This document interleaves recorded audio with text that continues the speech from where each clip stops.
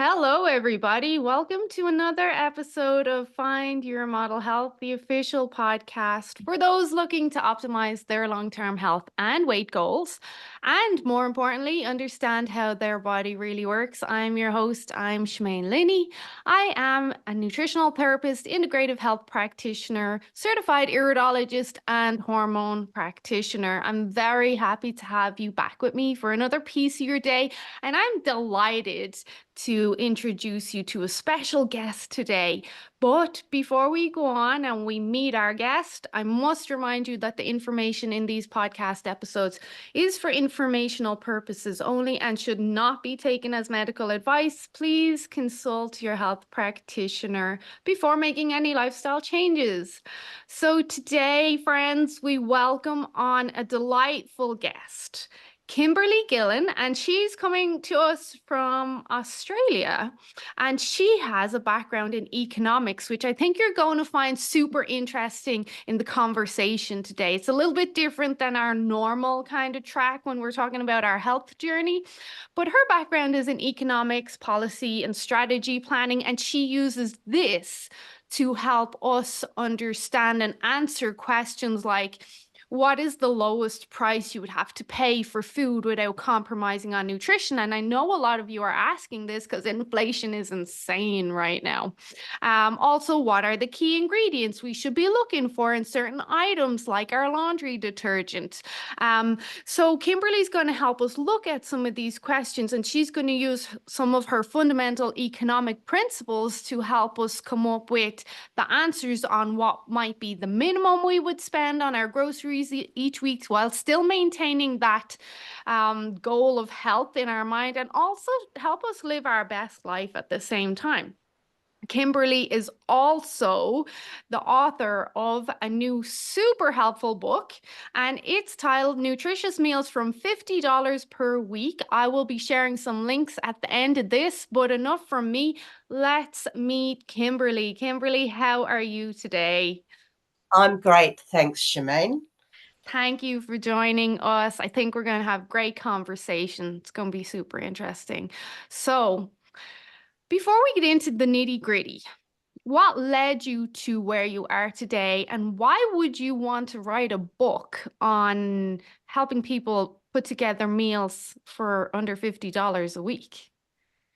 Yes, great question. As you said, my background's more economics, particularly food security. I've long been concerned that we're not prepared for the rising food prices that are going to come in the years ahead, and that even people on middle incomes are going to struggle to have a healthy diet. And uh, with that background in mind, in 2023, while I was recovering from the latest round of chemotherapy, I became obsessed with the question of what was the lowest price that you would have to pay to meet dietary guidelines in the Western world. Yeah. Um, and what kind of a lifestyle would that be? How would it look? How could it be a good lifestyle?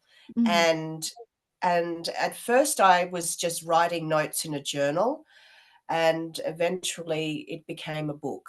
So yeah, So you're that's just trying to figure it out for yourself because, as they say, our mess becomes our message, and you're dealing with your own health stuff, and you're like, hold on, how am I going to survive? This just keeps yes. getting more expensive by the minute, and it does. You're in Australia, I'm in Canada, and let's just say I'm from Ireland, so I can be a bit of an ass at times, and I will call people out in the store and I'm like, do you think we won't notice this price? This is crazy.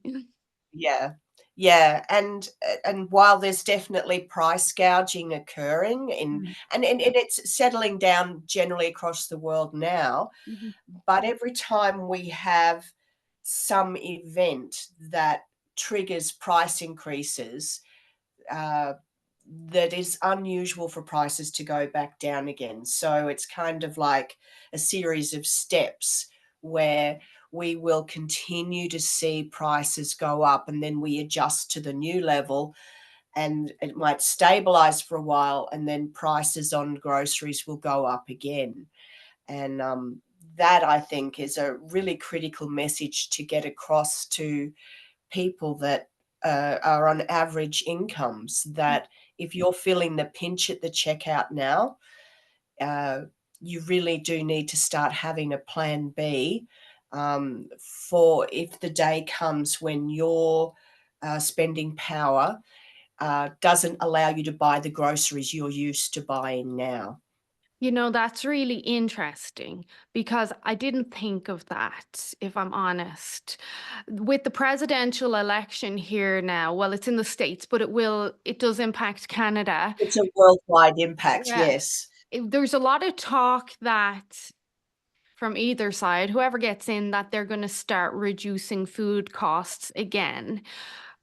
But you're saying there's a likelihood that's not gonna happen. And I'm kinda like every time I go grocery shopping, I'm holding my breath for the day prices come back down again, but now you're saying there's probably not gonna happen. So No, research going back 15 years shows that we have so many interrelated uh, challenges on growing food, that some are come under the banner of climate change, some come under the banner of increasing population, especially in those areas where we've got our best farming land, and also just unsustainable farming practices. And under those banners, we've got so many things that are going to continue to impact food prices. Whatever your opinion is on climate change, I think we all know that we're living in a more uncertain world, mhm, and we need to be prepared for thinking through, well, how do I give myself and my family the nutrition they need mm. um, during uncertain times? Well, that sucks a lot. I think you Yes. just ruined my day. I was holding out for the prices to drop. I really was. So you never know if I pray hard enough. Like if people's And pay checks are not increasing to coincide with these increasing prices, there's only a couple of directions we can go with this, which hopefully you're going to give us a little bit of guidance on that. So okay, where to start with this? So we're talking, we're talking to families now that are already struggling and they're recognizing they need to make a change with their health. What are we going to start recommending straight out the gate to them? okay, I always start with having that keep staying strong together. It's really important. I've been there. Had we lost 70% of our household income overnight Mm. when I was first diagnosed with leukemia, and at that time I was earning 70% of our income, Well, and we'd been in the house 2 years and borrowed the maximum amount. So I give you that background just to say to your listeners that I do come from not just an academic background, but I understand that this is firstly an emotional and mental struggle. yeah. Um, so make sure you get your sleep, stay strong together. I encourage the idea of rituals. It's not just about the groceries you buy, but of establishing rituals that will help you stay strong as a family. Mm. And for example, okay, you might not be able to eat out at a restaurant anymore, Mhm. but make Friday night, for example, the night you eat out at the park. Yeah, So that's that's a that's good idea. that's my first tip, and it's that is really important. Yeah. But if I actually dig down into the way to prioritize your actual grocery shop, um, firstly, I'd say that not all vegetables were created equal. Mhm. You're going to want the most nutrient dense, low cost vegetables. If your budget is limited, then it's worth your while knowing that a carrot or a capsicum has a really high nutrition profile. Um, and, more so perhaps than lettuce. Mm. Um, and I also encourage things like dehydrated chickpeas, lentils, things of that nature. They are great value. Chickpeas are actually recommended by the World Health Forum as part of our solution going forward for global food security. Not only does it cover a huge array of nutrition, Mhm. um, macro and micronutrition, so you cover things like fiber and protein, but it also covers a lot of your sort of multivitamin nutrition as well. So if I was going into a supermarket on the edge of a pandemic and everybody's panic shopping, it won't be the toilet rolls I'm heading for. It'll be the lentils and the chickpeas and yeah, things of that nature is what I would say you put in your shopping trolley first. They are what I call my superfoods. Super dense nutrition, really low cost. You can feed yourself a large meal using dehydrated chickpeas for less than 30 cents. You And know, is your, I'm sorry to interrupt, is part of your yep. consideration around this because of the longer shelf life as well? Yes. I think people, the idea of shopping the perimeter of the supermarket, I always felt that was not rational Mm. because some of your most nutrient dense foods are in your middle aisles, and that's things like your seeds, your dried herbs and spices, and of course, dehydrated foods do tend to hold their nutrition well and it stabilizes that nutrition. So when we look at food composition tables, often the most nutritious food for a particular vitamin or mineral will be a dehydrated food. Mm. What about dehydrated potatoes? What's your opinion on that?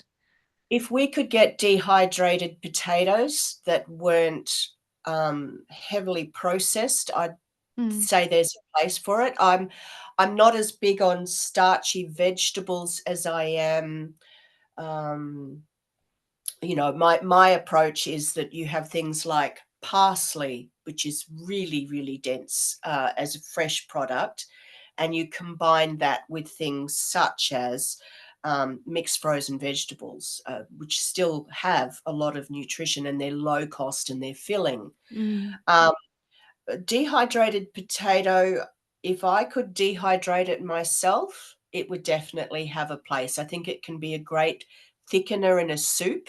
Mm. Um, but I do recommend, I do in my book talk about some easy bachelor recipes that include dehydrated potato, but I'm doing this as an alternative to instant noodles. Mm. So it's kind of the lesser of two evils.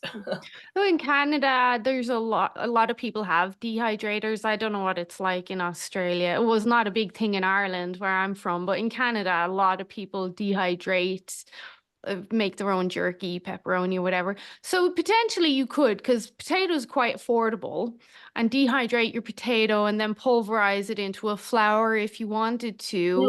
to. Um, Most people don't have issues with potatoes, and again, they're quite affordable. So I think that would be a good option as well. Potatoes are one of those foods that covers a great deal of nutrition, surprising amounts of vitamin C and potassium. So, Mhm. yeah. They're a great Mm. source of protein. People don't realize Mm. potato would be my next option, but it's hard to get a potato protein powder here. You have to really go out of your way to get one of those because they're, shall we say, a high quality protein, and not a lot of people make them because of the cost of manufacturing on the potatoes. So those are some great tips so far. But what other kind of strategies do you have for reducing grocery bills without compromising on our nutrition? So we've kind of covered like the lentil aspect of things, but what else have we got in regards to like our fruits and our proteins and even, I want to include this because I think it's important. some treats because it Mm, people do want to have their treats. You were If there was a zombie apocalypse, you're probably still going to want some comfort food or you'll pull your hair out. Kids want treats. Like, we have to be cognizant that these things do have a place, although they might be full of terrible ingredients, they do have a place in our diet. absolutely. I actually encourage the use of unsweetened cocoa. But I coming back to your question, beyond having looking and choosing certain vegetables over other vegetables because they're lower cost and higher levels of nutrition, you know, and the sorts of things there is lemon and lime juice, Mm, capsicums, parsley, and then things that are also in your center aisle like tinned sardines. mm, They are a tremendous source of calcium. Fish generally is just an amazing food in terms of the broad range of hard to get nutrients that it provides, mm, and yet it can be relatively cheap. And there's nothing wrong with getting the tinned soup fish, particularly the small boned fish like sardines, and finding new ways that excite you on how to cook with them. mm, Um, so beyond that, I do think that it's really, really important that you have fun, that your life is good. And I think it's all the more important if you're going through tough times financially or you're facing a zombie apocalypse.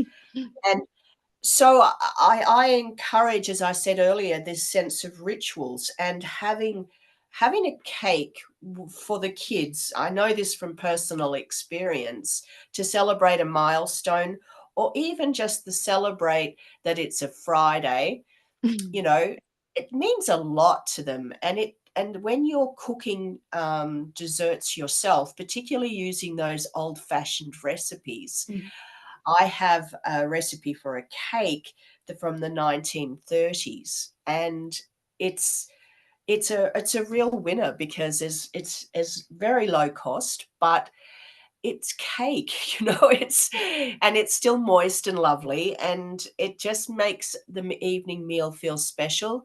It's about coming together in your household, whether it's just you and your flatmates or your family, and celebrating a meal together, that's still really important. In fact, I think it's even more important. mm. Especially if the kids help you make it as well. It's quite Mm, enjoyable for them. A lot of the old recipes, I find they're a lot healthier than the current recipes, and there's a lot minimal ingredients. Even if I was to think of my granny's old scones recipes or her mm. apple tart or something, there's like 4 or 5 ingredients, and they're quite cost effective if you do get a big bag of flour that you can work out of for a couple of weeks, and your eggs, your butter, that kind of thing. It's not a lot. It doesn't have to be complicated. Absolutely. When I started researching, because this question of what's the lowest price and what kind of life would I live Mm, became a bit of an obsession for me. But when I first started researching, I started with depression era thinking. mm, The only problem we have is that that has to be adjusted for a world where now eggs are expensive, butter is expensive. These used to be your cheap options. Mince, beef mince used to be the cheap, mm. and as did uh, lamb shanks and so forth. So it was okay, these were the ideas, but how do we translate that to a world where there's different things that are low cost now? And butter and eggs are no longer on the low cost list for most Western countries. Mm. Unless you have access to a local farm or something who's going to sell you a Yeah. dozen for $5, which is like excellent. And luckily, we have a lot of them here. Butter, not so much, but eggs. And we've a lot of local meat farmers, so you can get a couple of pounds of ground beef for $10 or whatever. But one thing, if you don't mind, I'll add in because people ask me about the cost of meat all the time. And of course, I'm looking at nutrition, but also optimizing Mm. health. And to the average person who has the extra money to spend, they're totally fine with buying the grass-fed, pasture-raised, like they can afford that. But a lot of people can't. So then the consideration comes, okay, in my way of thinking, what's the health approach here? What's the best way to approach this? So then if someone is just shopping in our Walmart here or somewhere conventional where they're looking at lower cost meats, I'm generally telling people if you can get the extra lean beef and that's half the price of the grass fed, then go for that. Because when we eliminate the fat, then we're eliminating any of the potential toxins or pesticides that might be stored in the fat, including like heavy metals and hormones. And that's a lot more doable for people. So, because a lot of these, as we were speaking before we started recording, the more famous health professionals out Mm. there, they are encouraging the grass fed. And yes, grass fed's amazing, but not if you can't afford that. And now people are feeling guilty. I can't afford that, so I will go without. And then they stop buying beef. Beef has an abundance of benefits in the lean aspect alone. So if you go extra lean, I find that's a lot more doable for my clients to do, and it's half the price. I think too, combining your meat with other protein sources such as lentils, um, and creating a rich, beefy tasting sauce can Mm, also make a small amount of meat because you don't need a huge amount. We don't need a lot of meat on our plate to get the benefit of it, and mixing it with things such as sources of vitamin C really helps us to get the most out of that meal. mm, And that's where a lot of the recipes from days of old, where they did soups and stews and casseroles, really comes into its own, because little did they know we were making that small, rich tasting meat go further, but we were also mixing it up with lots of different plant foods, which made it easier for our bodies to absorb the nutrition. mm. And it's also more pre-digestible, and I'm glad you brought that up because I find that people have forgotten the ways of stew and soup. Mm. And being from Ireland, we're big stew people. My kids love a good stew. And if I can make a big crock pot, it'll last the whole week. That way I don't have to stress about cooking. But as you know, and most people know, when you make something like that, as the week goes on, the flavors enhance and it just gets Mm. tastier and tastier as, yeah, we really, and I know it's winter there. We're just coming into fall now. So this is where you can really take advantage of those comforting, nutritious meals. The other thing too is I can eat soup all year round, but I do have things that I can do around a soup. If it's a hot day, I'm in the tropics of Northern Australia. Mm, If it's a hot day, you're not necessarily going to want a soup. So what I then do is I will strain off the solid ingredients of the soup and cook a rice or something in the liquid ingredients, and then reintroduce the solid ingredients so it becomes a rice dish. There are yeah. things like that that you can do with your soup, so that it's something in the freezer that's there all year round. Also, I will, some of my thickest soups I turn into a sauce to put in a pie. No, that's So good. Mm. yeah, so having these things in the freezer doesn't necessarily mean that you have to always have them as soup. Mm, yeah, it's imagination, but when people I find think of imagination, then they get stressed. I don't know what to do. Um, Yeah. I do have another question for you, but before we go on, when I make the soup or whatever in the crock pot, you're left with the liquid at the end. And that's like the most nutritious part of Mm, it. So I'll just that's give that to my teenager because he's a grown boy. I'll just give that to him in a cup and he will drink it. And that's jam-packed with nutrition. And it's very low cost.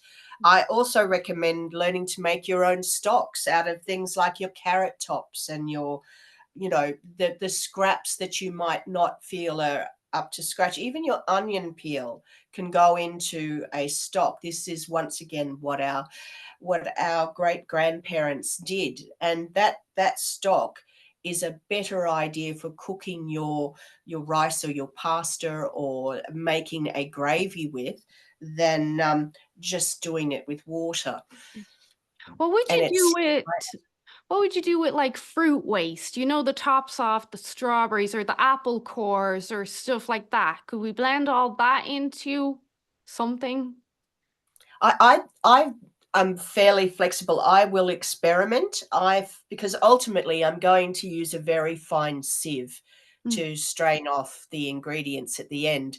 I have had occasions where the kids have walked by looking into the stock pot and going, "Oh," because I'll add. I find apple, for example, is great in a stock with a rich meaty sauce. It just gives a nice blend. And of course I will use any fatty offcuts in the soup, but then I defat it in the morning. So You're I'll scooping it use off the top.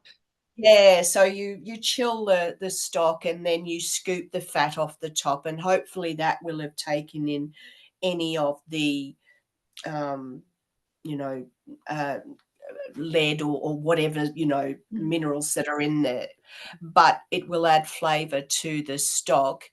um, and then I tend to freeze them in ice cube containers so that I've got it ready to go for Mm. whatever I'm looking to make. Yeah. Yeah, yeah, Where there's a will, there's a way. And as our grannies used to say, waste not, want not. that's right. So, okay. So I want to kind of shift back to the grocery store now. With Mhm. all these kind of, I call them sneak attacks. Like I go every week, I go into the grocery store and I'm waiting for another surprise somewhere. How can we identify these kind of common grocery store traps that are designed to increase our spending? Okay, I love looking at supermarket psychology, and I think it's really important to know that there is this worldwide industry that is set up to get you to spend more than you intended, to get you to buy items that you didn't intend to buy. Oh, I do And that.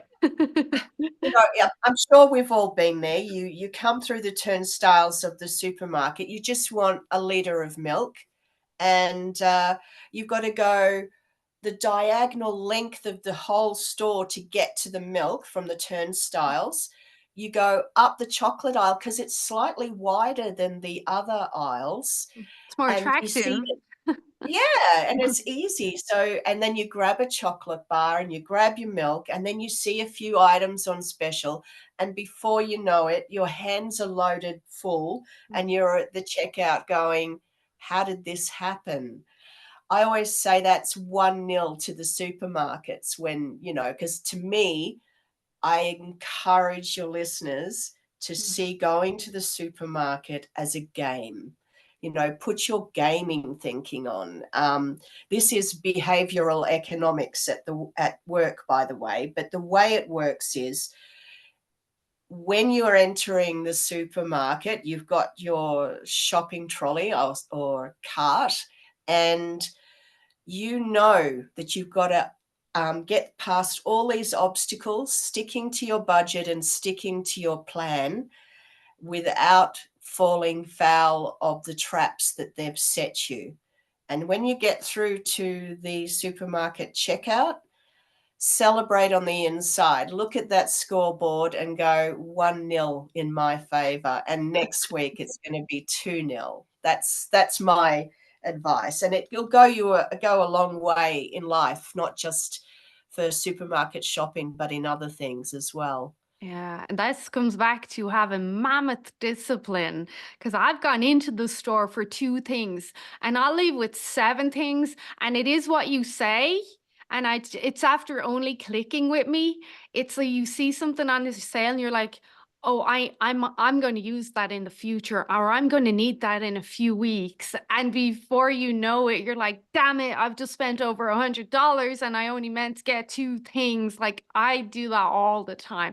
You're buying stuff you don't necessarily need, but they're tricking you into thinking that you need it.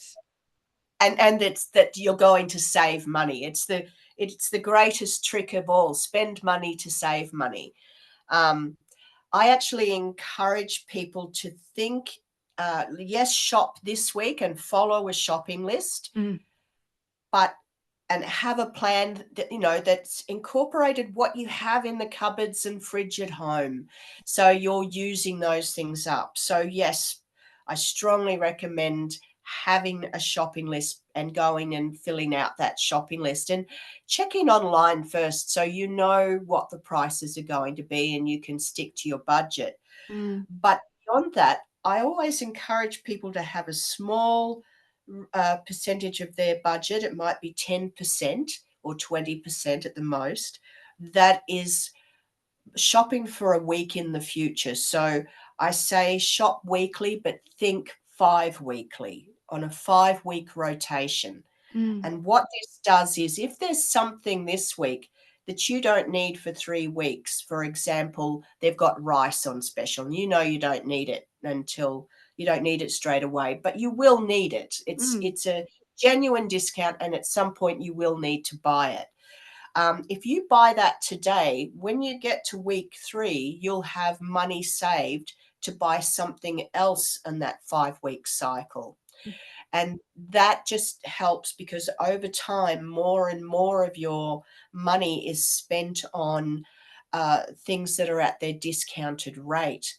mm, And this is particularly helpful because supermarkets do rotational discounting on particularly their shelf stable goods, but also across their fruit and veg and fresh produce.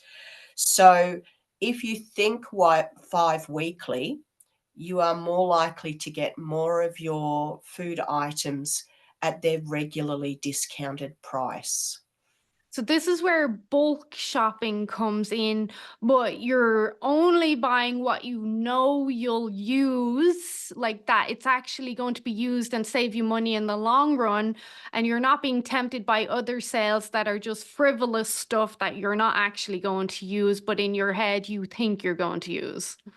That's right. And I would take that even further and say, uh, be aware of really big bulk buys. Some things, such as rice, yes, you can have an advantage of buying a 20-kilo bag of rice if you really store it well. But generally, the savings are not that much greater than Mm, if you'd bought a 5 or 10 kilo bag of rice. So yes, 5 weekly is because I think once we say more than 5 weeks, mm. you start to get into this gray zone where you go, oh, I'll use it at some point. I think you've got to be able to say, I'm going to use it in the next 5 weeks. What about for families who have kids and even some of the adult members who are picky eaters? How are we going to navigate that while still saving a little bit of money? Yes, it is challenging. A couple of things. I would say that, particularly for younger children, teaching them the relationship between what they eat and what it does for their body. Mm, Kids love the idea of, for example, I taught my kids that eating a carrot for morning tea, which was typically what they had when we were going through tough times, um, was going to help them with their night vision.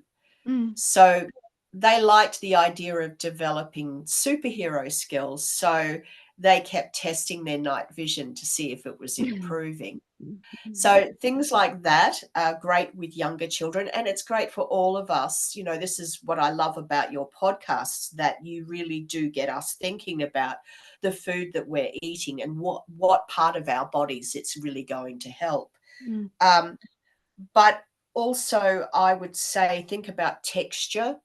When I wanted to be able to use all parts of the vegetable, because if it's edible and it has some nutrition and it's going to go that bit further. So, for example, I made a recipe using the stalks of things like broccoli or kale or silver beet. I'm not sure what you call silver beet. I can't remember now, but um, yeah, these are we tend to eat the leafy part of these vegetables, but the stalks are actually quite good for you too. Mhm. And once again, it's all about making use of everything you have. So I learnt chop them up finely, mix it with breadcrumbs and a few other things, and I made. They look like chicken nuggets, and the kids dip them in a sauce, and the adults do. They love them too. And suddenly, your stalks of your vegetables are a real winner. It's Mm. things like that. It's about texture and also about the celebration of the moment. Finger food is great for picky adults. Mm. Yeah, So, it's interesting. And I think, flavor is very important. And if you can become accustomed to using seasonings, herbs, spices, which are quite affordable, yes, but also sauces, like I do uh, as my clients say, I approve of a lot of sauces in my nutrition recommendation where a lot of health practitioners don't. And I think if you can understand the ingredients in the sauce and what it's going to do for your body, then there's no reason you can't have it as long as it's implemented in the correct way. And with picky eaters, sauce can often go a long way. Like it can mask yes. a lot of ingredients. And over time, they get used to it. Children especially, I think we do them a great disservice as the people who teach them about food if we don't give them a wide range of taste sensations when they're young, Mm, because they can become set in stone for life. So even though my daughter absolutely screwed her face up at avocado in the 1990s, I I found ways to keep introducing it, and of course, she loves avocado now. mm, It's our taste buds change with time, mm. but we've gotta keep introducing foods to see if we feel differently about it today Yeah. from the way we felt a year ago. I think we do an awful disservice to our children when we say, oh, he or she is just a picky eater, so we don't give it to them. And then parents Mm, just completely stop in their head, they're not going to eat it. You keep trying that. Give the child time and you'll be surprised at what happens. And sometimes it might take a few weeks, sometimes it may take a few years. But even my little boy, he's a pain sometimes. But then he'll surprise you and he'll say, well, last week he said, you know what? I think I'd like to try Japanese food. I'm like, none of us eat Japanese food. But okay, whatever. So I just bought him like a little pack of ramen noodles to try. I'm like, I'm not spending a fortune on a Japanese. And then he decides he doesn't like it.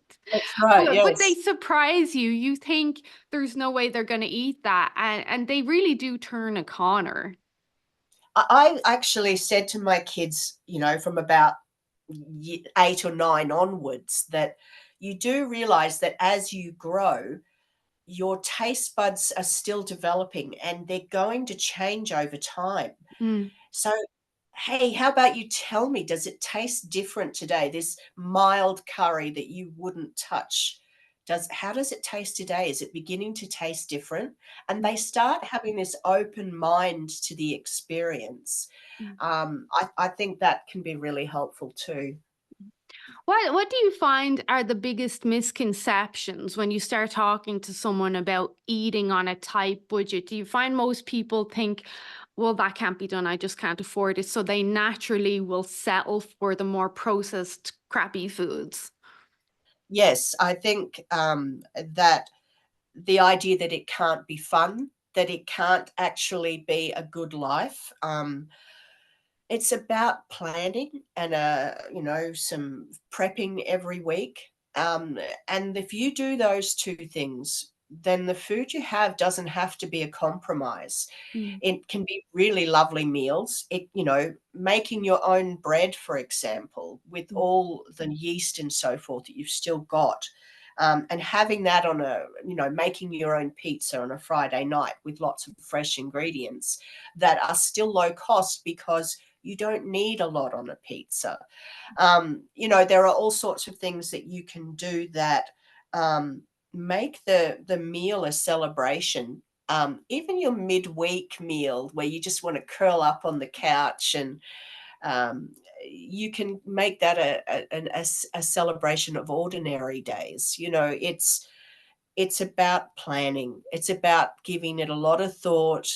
It's about understanding what your nutrient dense ingredients are that are going to carry the load, mm. so that you can look at yourself and look at your kids and go, I'm doing the best thing, and we're still going to keep a roof over our heads.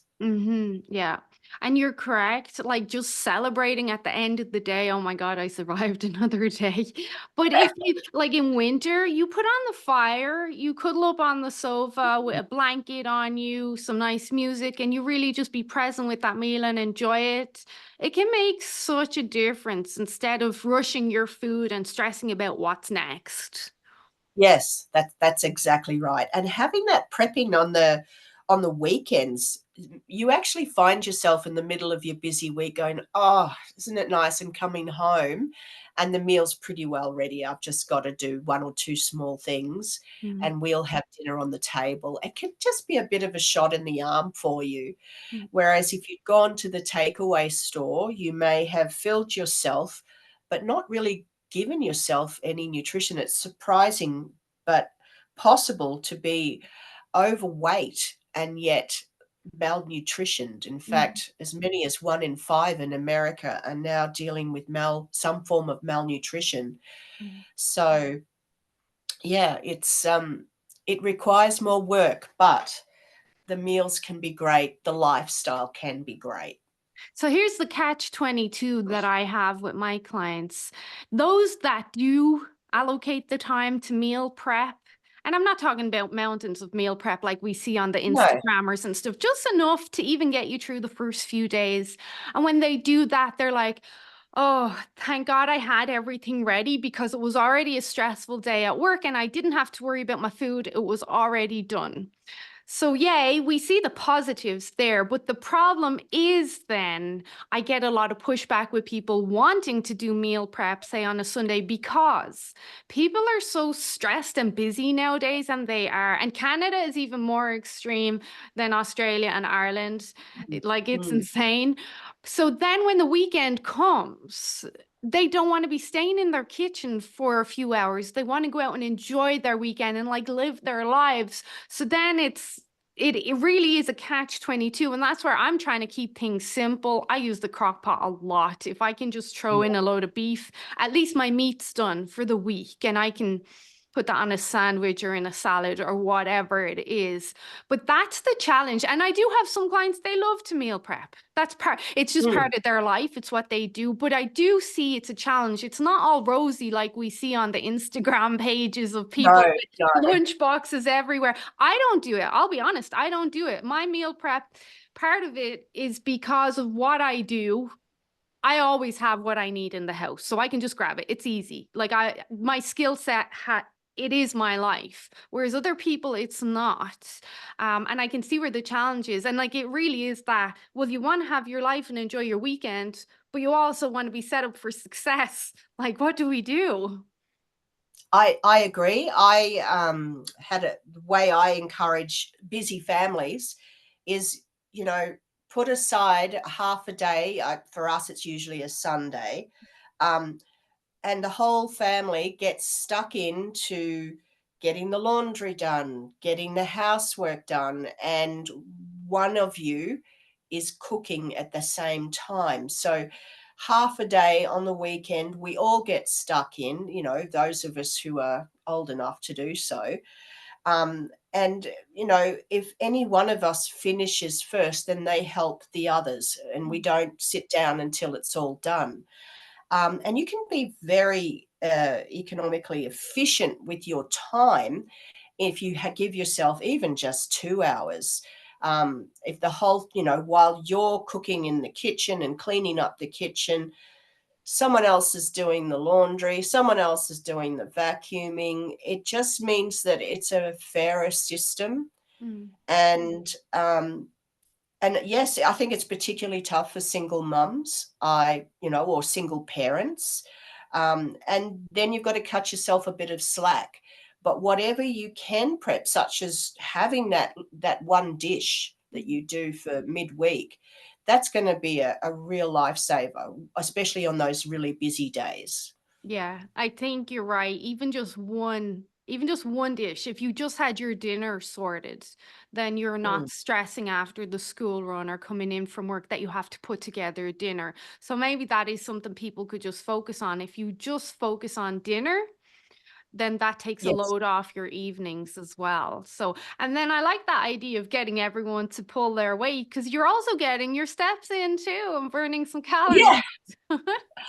When I was doing the prepping, I used to have my Sony Walkman on, which shows you how old I am, and I'd be cooking while the kids were grumbling over having to clean housework, and I'd have my music on. I'd usually have a glass of wine. Back then, I was having the odd drink on the weekend. So I'd have a glass of wine, have my music, and I'd treat the cooking in the kitchen as my time. Mhm. I was contributing to the family. I was helping. A very small amount of money go a long way. And Mhm. I guess that's the key to it. If you are, as we were then, a family of four, $30 a week to spend on groceries, you have to be clever. You Mhm. really do. It's either, instant noodles, or you spend some time making something that's going to be something everybody looks forward to eating, that's also not going to compromise their health. Mm. And I suppose what you just said there kind of highlights our current situation with the economy is at the time you were forced, you had no choice. And when we're forced to do something, we have to get creative. We have to make it work or we're going to drown. And right now, we're in that position where we have to make some cutbacks. We have to get creative. We have to allocate the time. We have to do the work if we're to Mm. survive this. And sometimes that's it. When you're left with no other way, you'll find a way. That's exactly right. And I guess that's the message I really want to get across, that yes, it's going to take a bit more time and a bit more planning. That is the sacrifice. Mm. You can save 60% of what you're spending now on groceries if you're prepared to do that. Yeah, yeah, you're right. So we mentioned you have a book at the beginning. Now, in your book, can you just give us a little idea what you're running through? I know you're going to address in the book like food waste and how we best utilize that so it's not actually waste. And then how like planning and budgeting can really be beneficial for not just your wallet, but also the environment and your home environment too. So, what else are you covering in the book that can help families?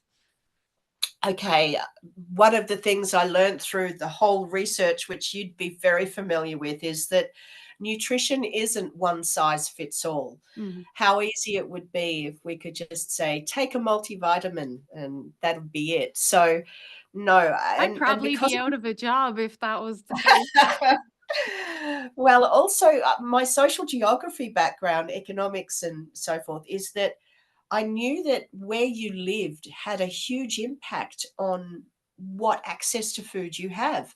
Mm. Plus, then there is the age group you're in, the lifestyle you have. So, the lifestyle of a 19-year-old male who's just come into the city for the first time, just left home. Maybe he's going to college. Maybe he's got a part-time job. His needs, nutrition-wise, especially if he's very active, are very different to mine. I'm 57. I'm, fairly sedentary, probably need to exercise a great deal more. But our needs in some ways are very different. One Mm-hmm. thing we do have in common is we need ridiculous amounts of calcium. But Mm-hmm. um, You're correct. yeah, so what I did is I set about writing three full plans. So the first plan is for bachelors living in an inner city, and it really emphasizes, yes, you can have really easy, simple food, because I don't think you want to cook. You're not going to commit to the same amount. You want it simple. And I've also encouraged them to get out with their friends. So there's that combination of either you're going home to see your folks on the weekends or you're catching up with friends. But here are 5 meals, 5 evening meals that'll get you through. And if you keep a few in the freezer and then you run out of money before payday, which I know happens, Mm-hmm. um, you've got, at least you can be fed. So really simple stuff for bachelors in inner city, share accommodation type situations. And then the main plan, which I call the hardcore plan. And this is being built for 2 adults and 2 children that are between 7 and 13 years of age. And you have to be reasonably specific because um, women's needs change as they get into their menstrual cycle. There are so many factors. So I basically said, okay, for a typical family in the suburbs with children who've started school, but they're not teenagers yet, this is a plan. And then I talk to you about what differences you need to think about, such as if you've got teenagers, well, they're going to need more. You've learnt that from the previous plan. Anyway, so the hardcore plan is the lowest price that you can go, and it covers everything your family needs following Western dietary guidelines. And currently, for two children and 2 adults, you can do it for $90 a week. And that covers everything, including the celebration cakes and desserts 2 days a week, snacks for school, all of that sort of thing. And that is the lowest price using basic economic strategies. And you're provided shopping lists, menu plans. The final plan is my favorite because what it does is it says, okay, you've now learnt what's needed for a young bachelor in the inner city. You've now learnt about um, a family in the suburbs. Now you're going to put together your own plan that takes into consideration what your specific needs are, whether it's dietary, perhaps you're vegan, or perhaps you want to load the plate up with fresh fruit and vegetables. How are we going to make that work in a way that is manageable for you? So that's called the Savvy strategy. That's the one that I'm on, and it combines going to farmers markets and how to utilize farmer markets where you can often get fresh produce from hobby farmers that hasn't been sprayed at Mm. a really good price Mm. with a few superfoods that are going to carry the weight for a lot of your nutrition. And then I have ideas for people over 50 and over 70. Yeah, I like that Oh, idea of the mm, savvy one of it's being how to individualize it.